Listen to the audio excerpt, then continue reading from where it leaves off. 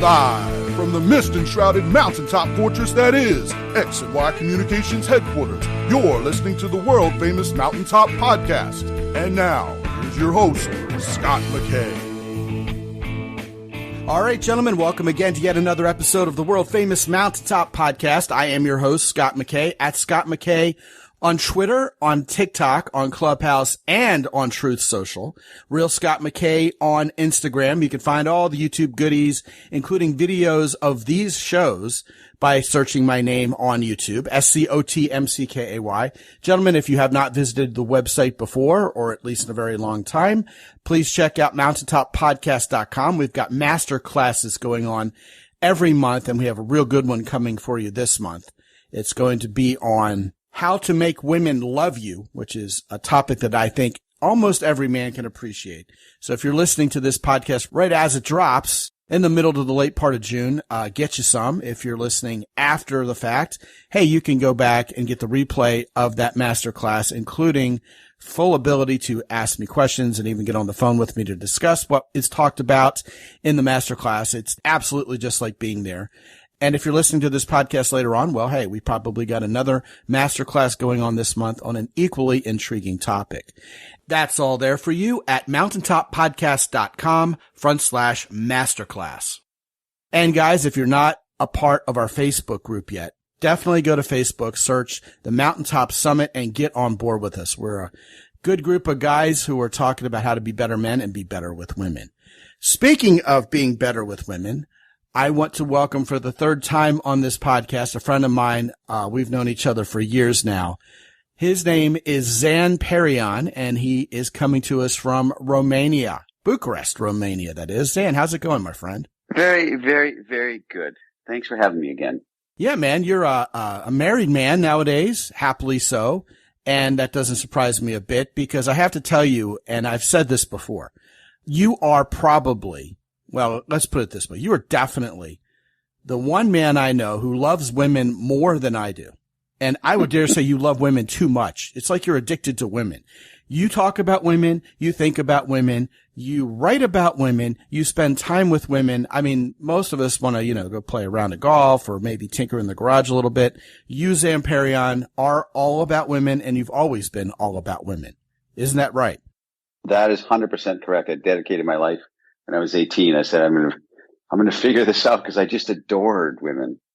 I just loved everything about them, and I wanted to know everything. And I was so lost and had no instruction and so insecure. And I said, and I dedicated my life to the study of women. I wrote a book about it, after all those years and years. Well, it seems to me that it's right on the money that if you really love and adore something or someone, women in general or any woman in particular, you're going to spend some time getting better at it. You're going to want to master that art, right? Well, you will. I mean, curiosity is remarkable because if you're really curious about something, you're automatically good at it. In other words, if you're super curious about computers and programming, you have a natural talent for it. Curiosity is inherent in the ability and the talent. So the curiosity itself is curative and is the way forward. So if you're curious about anything, you're automatically going to be good at it if you stick with that curiosity, for sure. Right. If it intrigues me or if I'm particularly psyched or enthusiastic about it, the chances are much greater that I will enjoy the time spent getting better at it. And I will pay a lot closer attention to the process as I go about the business of getting better at it. It just makes sense. And so what you've done is you've spent most of your life at this point, right, getting better with women. And of course it's going to pay off. And one thing I've noticed, Ann, is every man I've ever met who genuinely loves women is adored in return by women. All these guys out there who are angry and bitter and these bitches owe me something, all these men going their own way. I feel so bad for these guys because they're really sleeping in a bed that they've made, a bed that doesn't have any women in it. Exactly. A phrase I used to say on stage 20 years ago, and it's in my book, is a fundamental element of this because I figured it out. And that phrase is, a man who loves women is loved by women. And there's no short circuiting that. There is and when you get that, you get everything.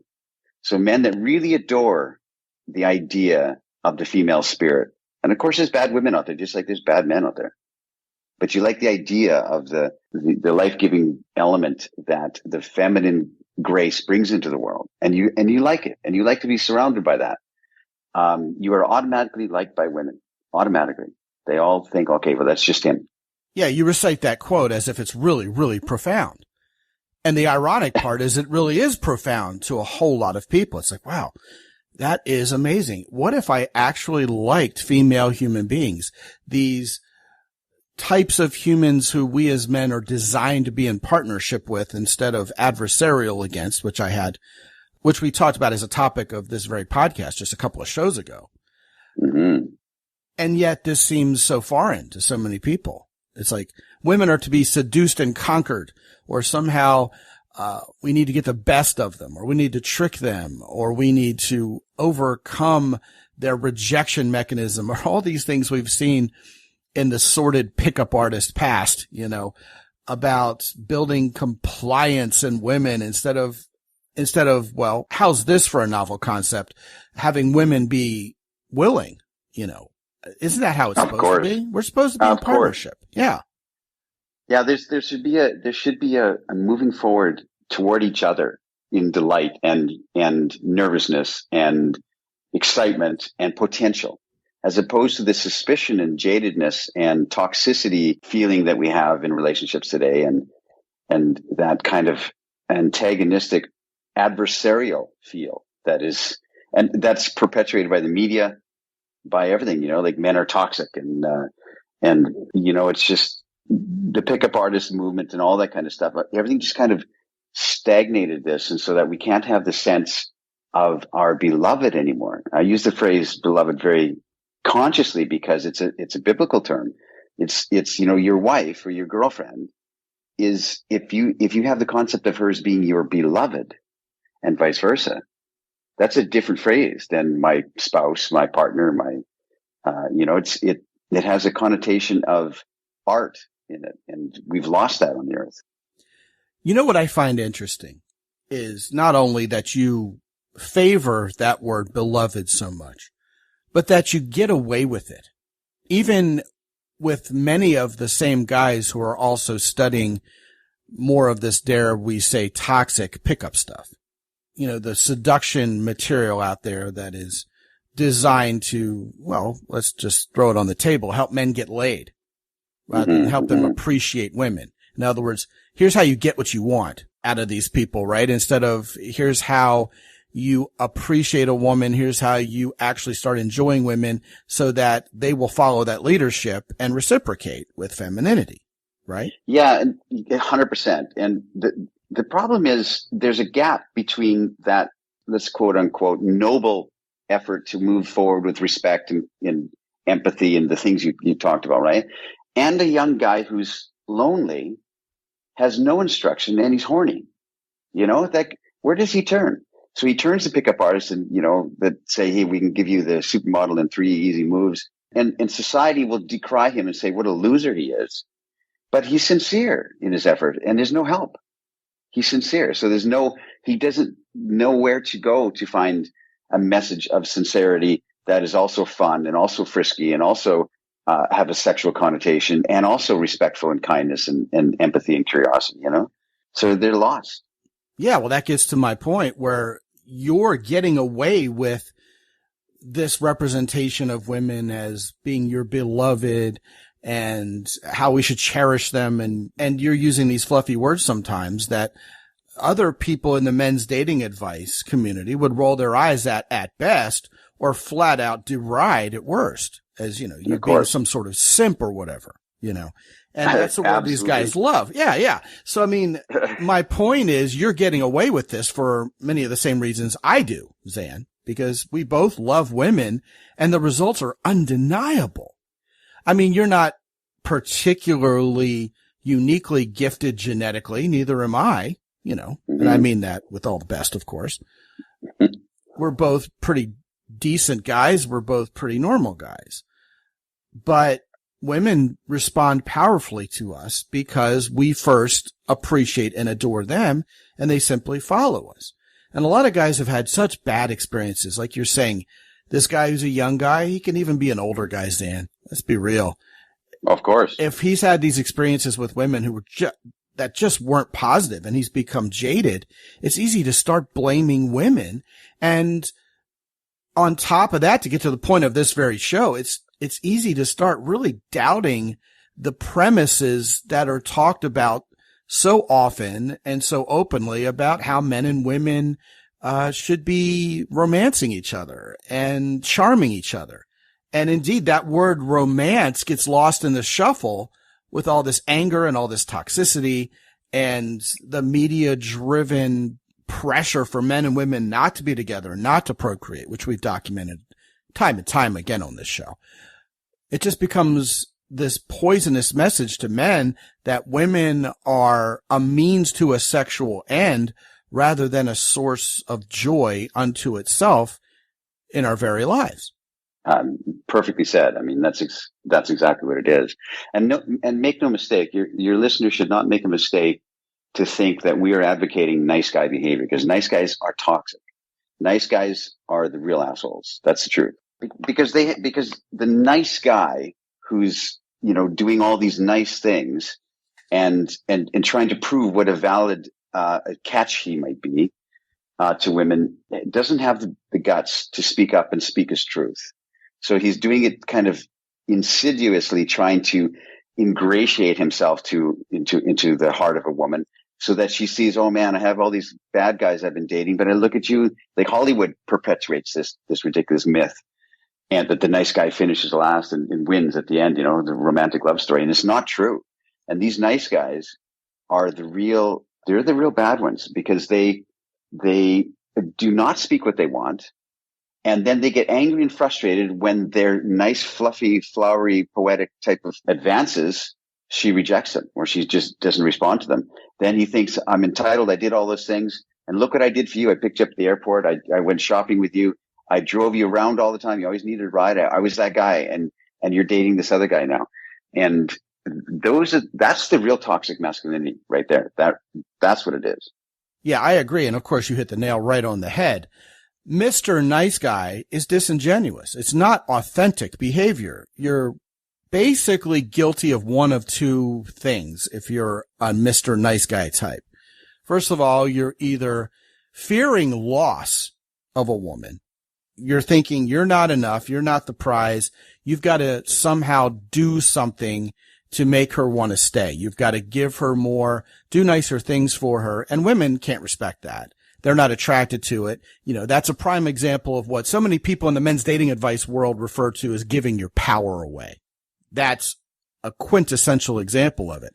And the other type of Mr. Nice Guy behavior, the other shadow of it, if you will, is that you're trying to get something. It's a selfish motive. It's like being a greedy salesperson and running a bunch of Zig Ziglar tactics on allegedly unsuspecting customers and frankly disrespecting their intelligence enough to think that they'll just open up their wallets and hand you the money. Whereas a lot of guys don't respect women enough to think that they have agency over their own sexuality. And if I just run the right game or perform the right trick, this woman will spread her legs for me and then I get what I want and then we're done here. So it's this combination of selfishness and fear that just becomes flat out, straight up disgusting to women. It's the opposite of what heterosexual masculinity does to attract women, right? Correct. 100%. You're nailing it 100%. And men need to hear this, because I'm telling you, even guys I've coached and stuff, they still, to wrest themselves out of that nice guy energy, thinking I don't want to offend, or I want to make sure that all my choices are accepted. It's so hard for them to shift, and it's shocking. Right. And then they say, well, how do I become more sexual? Well, you watch porn all day. Don't tell me you're not sexual. You just are afraid of it, and you don't love the divinity of it. So, well, I think that's an interesting point. I mean, it is a divinely inspired part of human existence is sexuality. You mentioned the media pressure, societal, and even straight up political pressure on male heterosexuality. You're a bad guy for even looking at a woman or being sexually attracted to a female human being. And my obvious response to anyone who presents that kind of narrative is, well, what are heterosexual women to do? I mean, there are still heterosexual women out there. They're still very horny. They have needs. They don't want to be slut shamed. They may not wear this sexuality on their sleeve, but they're still heterosexual women, which means their sexual fantasies, their sexual relationships, and indeed their sexual satisfaction is going to come from, wait for it, heterosexual men being sexual. So there is absolutely a time and a place for this. It's just a lot of guys, like you said, are afraid of it. Why don't you elaborate a little bit, Zan, on the alchemy of that fear? What is it about sexuality that men are so afraid of nowadays? Well, that's a good question. You know, I think it's been slapped out of us since we're little boys. In this modern age, I mean, the essence of man is we thrust into the world. We do things since we're little boys by thrusting. We move forward towards a goal or an aim. And that's been taken away from us, that we shouldn't do that. We should be all consensus, and we should all make sure that we are, and I'm not saying we need to go back to the quote unquote good old days and where women were subjugated. We're not saying that. Like chasing skirts around the office and stuff like that. Yeah, for sure. Exactly. Yeah. Exactly. Nobody's calling for an abdication to go back to that, but we are calling for the idea that what we just alluded to, which is our sexual nature is divine. It's the way we were born, raised, created, evolved, however you want to say it, but it's real. And to suppress that and say, no, that's toxic and that's wrong, that's a sin. And so what the media and modern society is doing is, in my mind, a sin towards the heart of men. And we're crusaders against it. Very realistically, we're saying no, it's okay. I mean, like right now, you know, men are looked at, every man is one step away from being a rapist. And that's wrong. That's wrong. And that's a labeling and a disparagement that's cast upon men today. And so that you're raised when you're small to whatever, to hide that. Hide your light under a bushel, because I don't want to show that I have this joyous love of being a horny young man or a horny older man. And I love it. And I want to express that. And I want to wink at the girl over there. No, you can't do that now. It's slapped out of us by society, the universities, the whole thing. And it's wrong. So we're reclaiming that. And the idea is to reclaim it with this modern change has come upon the world, so that women are not voting and this kind of stuff. But we have the idea that there's change is good, and an awareness is good, and growing together is good. But, we have the idea of this equality movement that's been around for the last 100 years, to make women more equal with men. And 100 years on, we don't have equality. We have sameness. Men are more like women. Women are more like men. We've lost the polarity, which is what true attraction and that polar opposite and that chemical thing, the electrical thing that happens, because we're just blended massively beige together. I have to acknowledge something here. You're using a lot of Judeo-Christian imagery. Have you undergone a sort of conversion experience with your faith lately? No, but I'm immersed. I'm writing a second book, and I'm immersed in a lot of ancient philosophies. And so I'm reading a lot of my library is stacked with books of, physics and ancient Greek mythology. And I'm very steeped in them, because there's nothing new under the sun. You want to talk about Judeo-Christian, Ecclesiastes, the book of Ecclesiastes, the Bible says it all. There's nothing new under the sun. Love the one you're with. Eat, drink, and be merry, and love the one you're with, because, the rain falls on the good and the bad. Well, we could talk a little bit about the nature of Ecclesiastes as biblical poetry relative to the rest of Scripture, but I get your drift, and I hear what you're saying. I was simply fascinated by that, because some of the context you were using I haven't heard since Sunday school or my youth groups in high school, And so it was fascinating indeed for me to hear that. What you're talking about, though, dovetails right into that concept and plays into it quite nicely, because if we're going to talk about this divine inspiration for women being beloved to us, it almost forces the conversation on this idea of masculinity and femininity indeed being divinely inspired as well.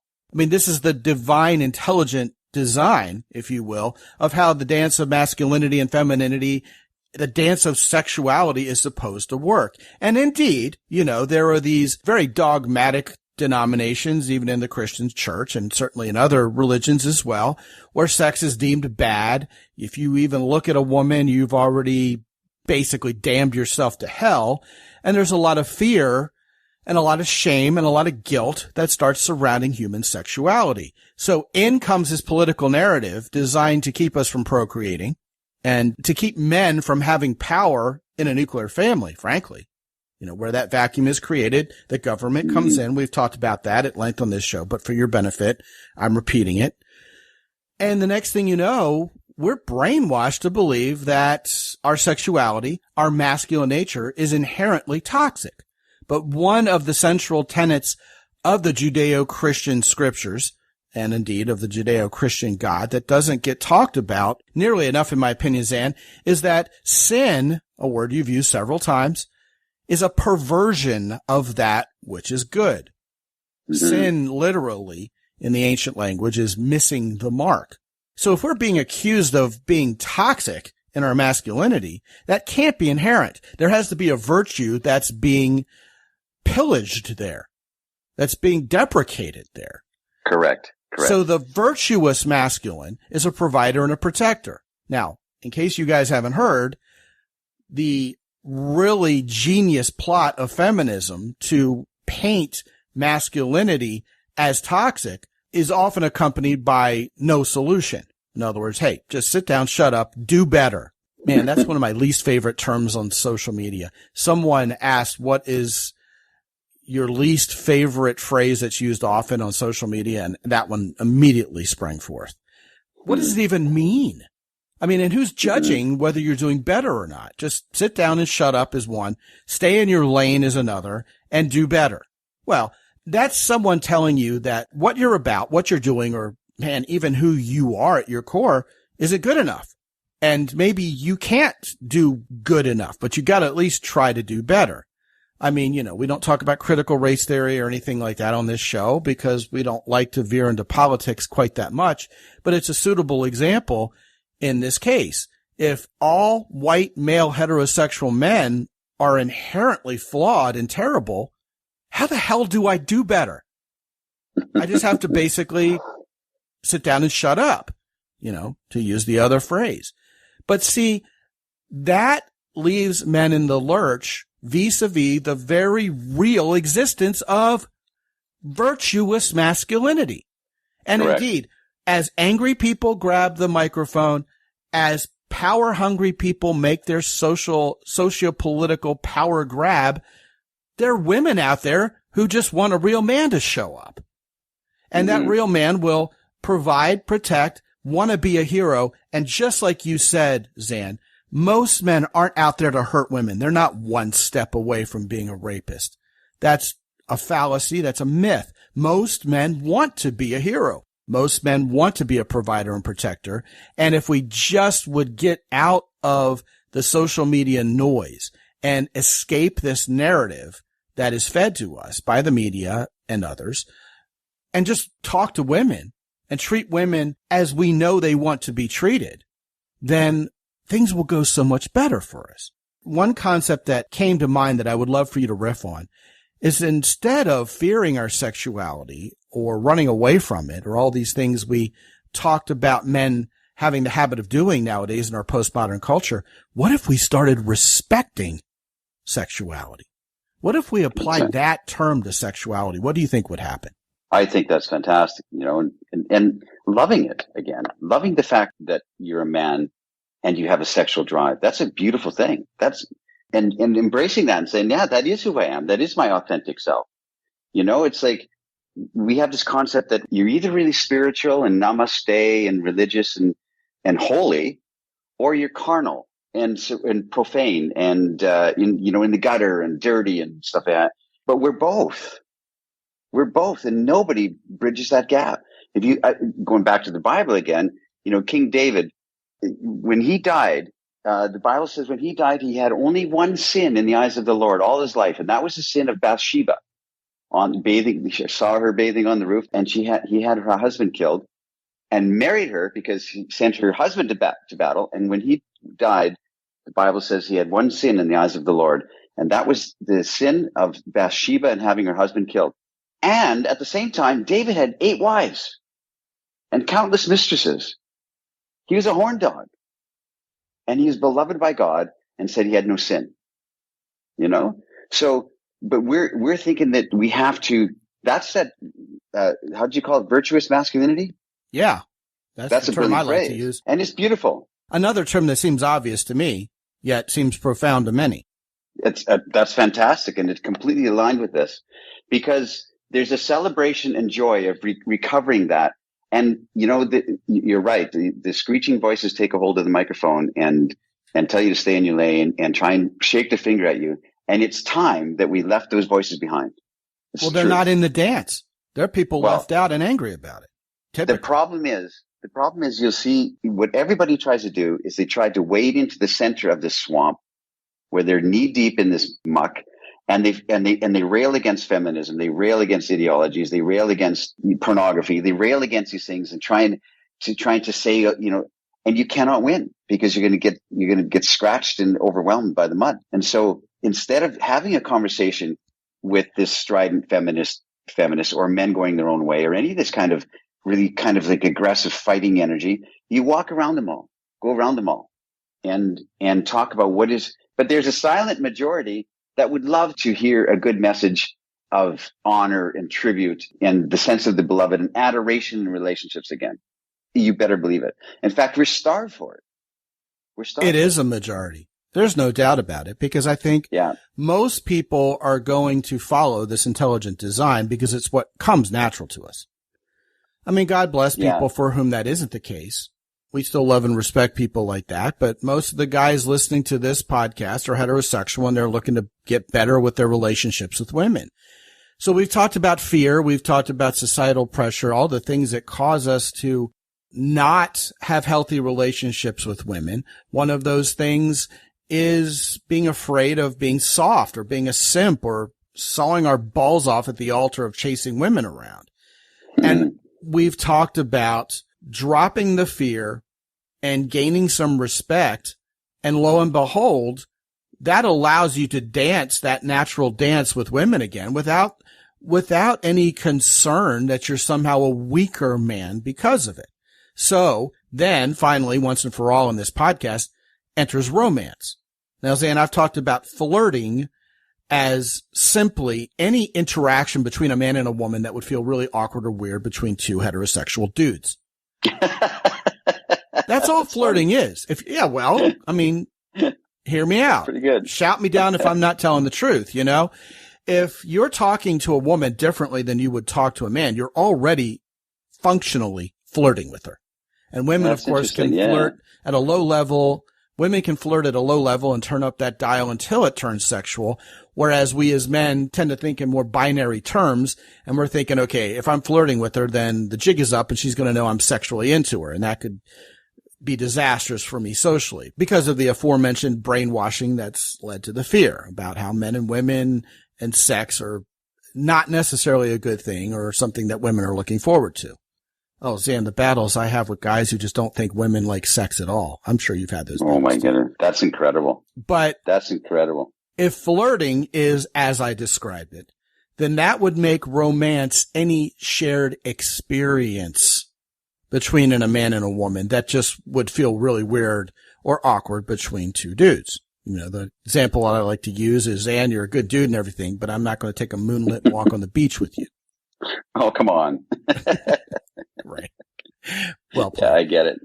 So I get it. Yeah. What is so soft and deleterious to our masculine nature about creating an experience with a woman that feels very sensual and in turn will lead to sexuality? How did we get down this path of thinking that was a negative thing that somehow makes us soft, or is it going to get the result we were hoping for with a good woman?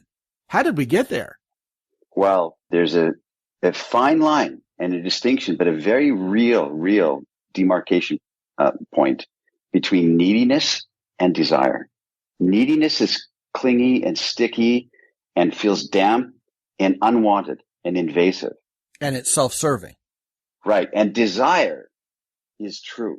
It's a man standing on this earth saying, I like nice things. I want my life to be arranged around nice things.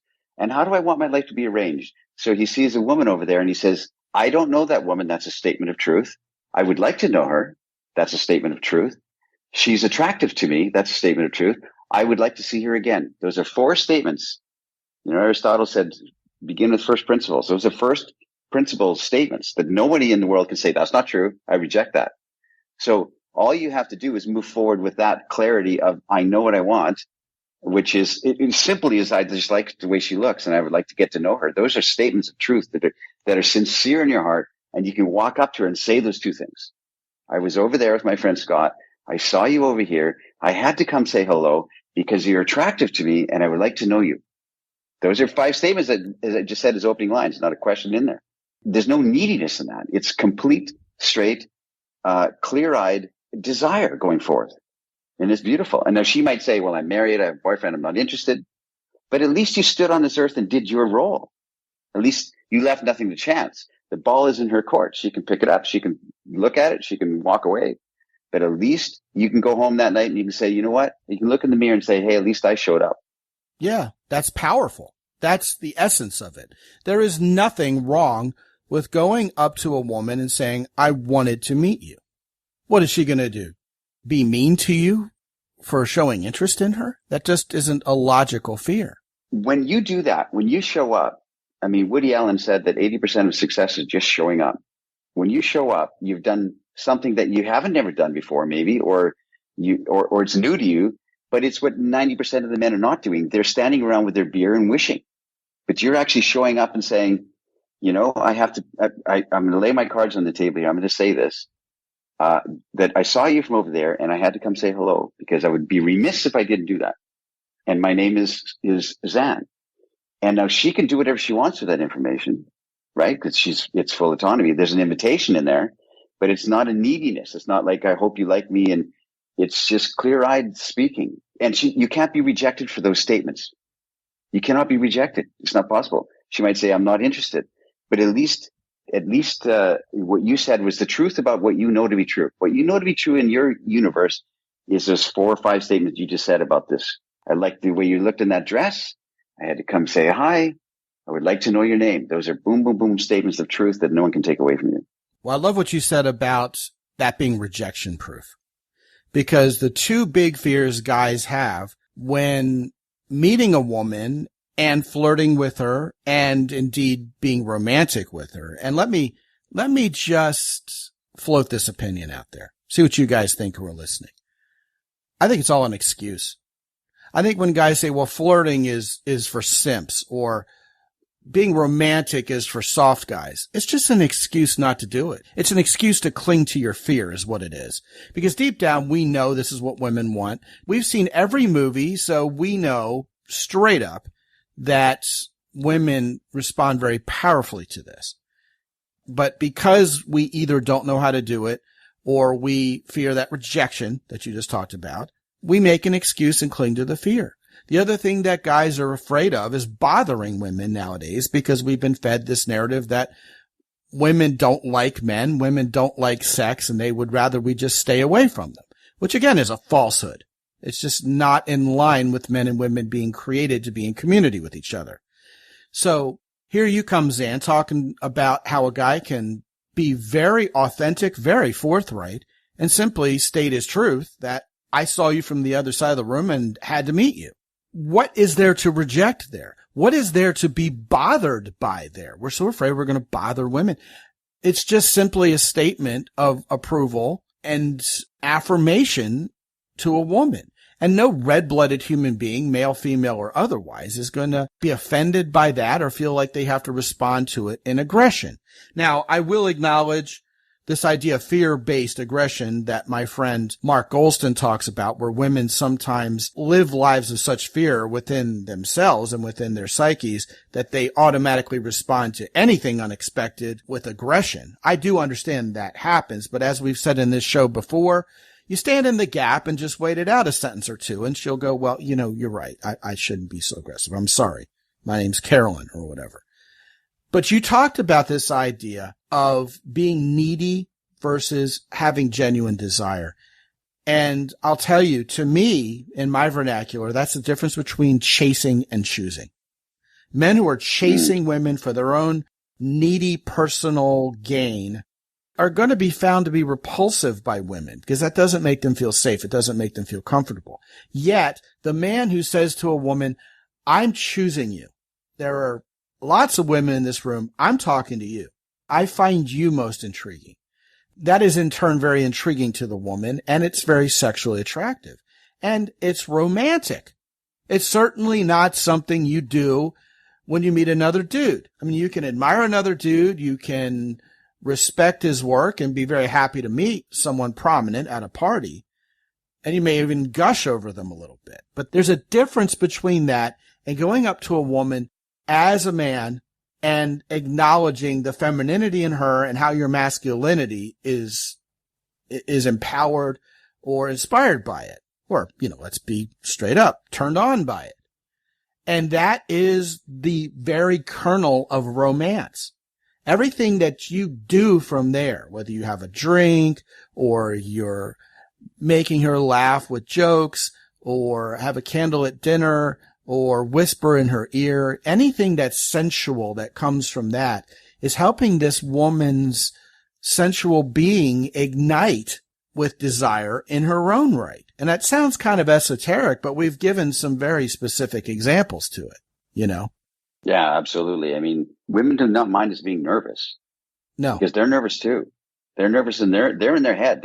We go up to a woman and we say, we start to have a dialogue with her and she's giving us yes, no answers. No, yeah, yes. And we think, well, I'm not engaging her on an emotional level.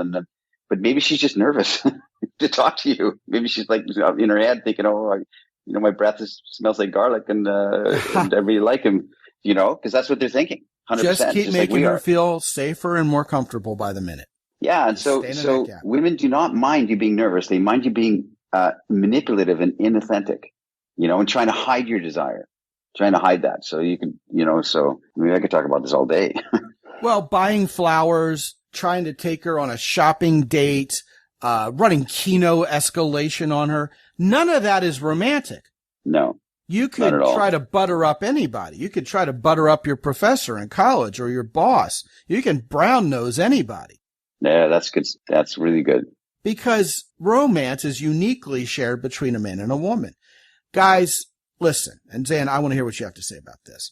Instead of trying to buy a woman's affection, instead of trying to brown nose, which is a neuter act, as we've just said, how about you lead with sensuality, knowing that's how women are wired? Women love sensuality. Anything that arouses their senses will arouse their sexuality. Lead with sensuality. It'll boomerang back to you as sexuality. That is what being romantic is all about, because you're not going to be sensual with another dude.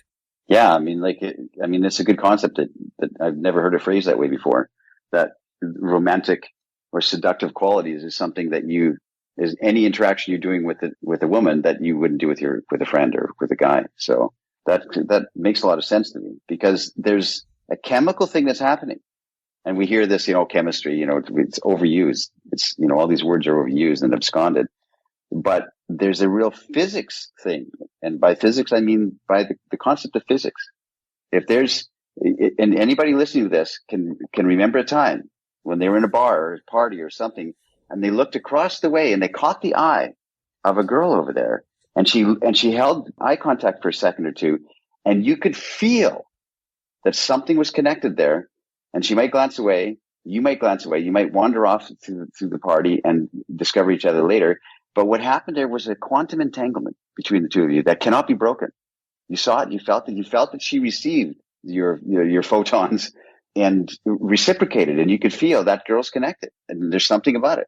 The idea of having a moment with a woman like that, being a quantum entanglement, is so wonderful. Because I think that's really what it is. It's like a supernatural force bringing you together. Just to prove I can't leave a tender moment alone, Zan, it reminds me of the idea of holding eye contact too long with someone either means you want to fuck them or fight them. Which, of course, brings this conversation full circle with regard to what's romantic, right? Yeah. No, I think that's great. Fantastic. That's fantastic. This has been a wonderful conversation, which, like you alluded to, we could let go on for hours and hours. But just in the interest of leaving these guys wanting more, what I want to do is point them to your book, which is called The Alabaster Girl, which very poetically, even though it's written mostly in prose, talks about all of these wonderful concepts in great detail and is a fantastic read. I know every guy who's read it just has wonderful things to say about it. It's not your grandfather's seduction community book, for sure.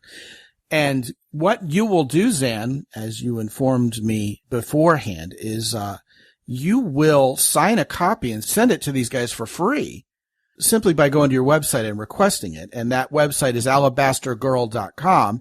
But of course, I will also point there through mountaintoppodcast.com/Zan, Z-A-N. And thank you for that so much. That's a great gift to all of us. And I'll also put your book, which appears on Amazon as well, on top of my Amazon influencer queue at mountaintoppodcast.com/Amazon if guys just really can't help themselves and feel like they have to give you money for the book. So either mountaintoppodcast.com/Amazon or mountaintoppodcast.com/Zan is where they'll find that book. Zan Perrion, thank you so much for such a wonderful conversation. And it went in some wonderful directions that I didn't expect, and I think it's very worthwhile. A lot of depth there. Thank you so much, Zan. Yeah, you bet. Thanks a lot, Scott. Yeah, and I hope you'll come back for a fourth time sometime soon, because these are always fantastic conversations. Yeah, you bet.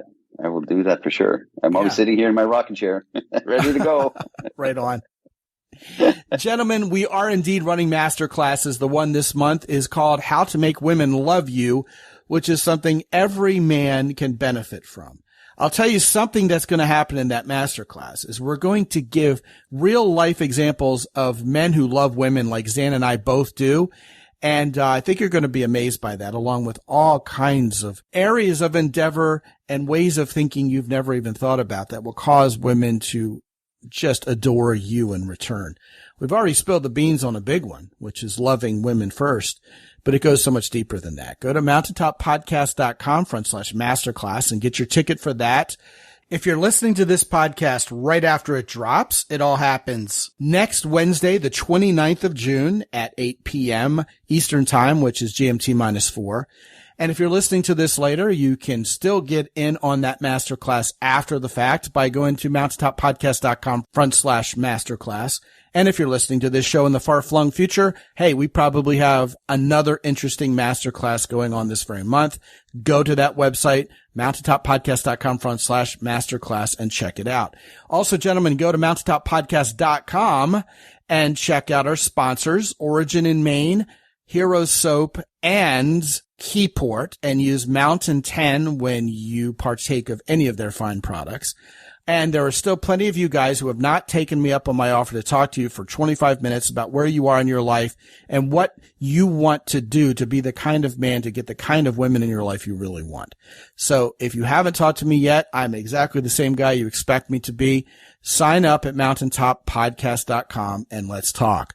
And until I talk to you again real soon, this is Scott McKay from X&Y Communications in San Antonio, Texas. Be good out there.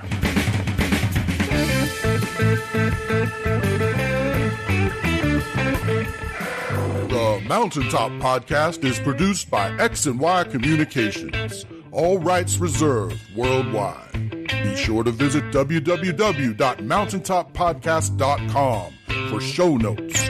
And while you're there, sign up for the free X&Y Communications newsletter for men.